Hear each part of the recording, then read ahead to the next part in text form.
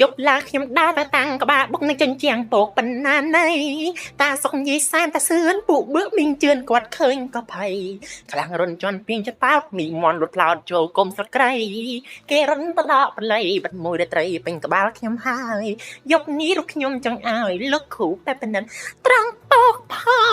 ងឲ្យប្រពន្ធស៊ីសៀងឲ្យស្រីនាងស៊ីដល់សុំ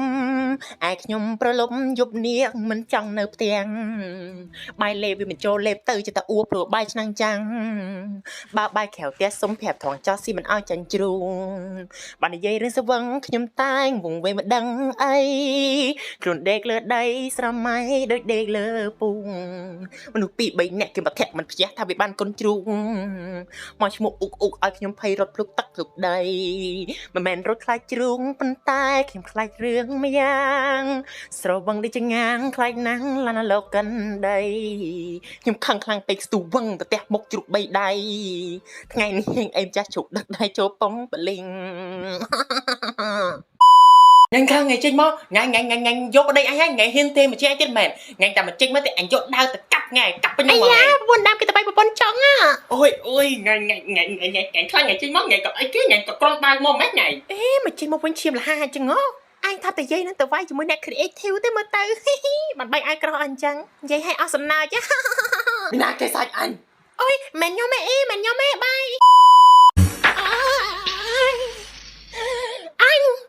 តង់បាយទៅហើយយីធ្វើមិនទៅខ្ញុំ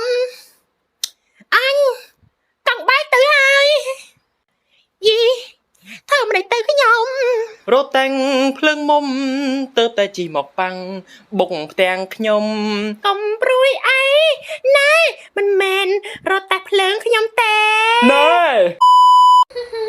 ហើយចាចូលឆ្នាំតាមឆ្នាំគេទៅលេងហើយកូនឯងទៅវត្តពាក់អាវខ្មៅអញ្ចឹងអើយម៉ែអើយកុំខន់កូនទៅវត្តសបាយនឹងគេស្រួលប្រយ័ត្នហួសវត្តវើយកុំចាស់ចូលឆ្នាំមានដងធ្វើបុណ្យសោកជូនទេវតាការជាតិណាខ្ញុំប្រាថ្នាចូលក្លឹបមុនគេការជាតិណាខ្ញុំប្រាថ្នាចូលក្លឹបមុនគេការជាតិណាខ្ញុំប្រាថ្នាចូលក្លឹបមុនគេអូយមកបីបាទអូយ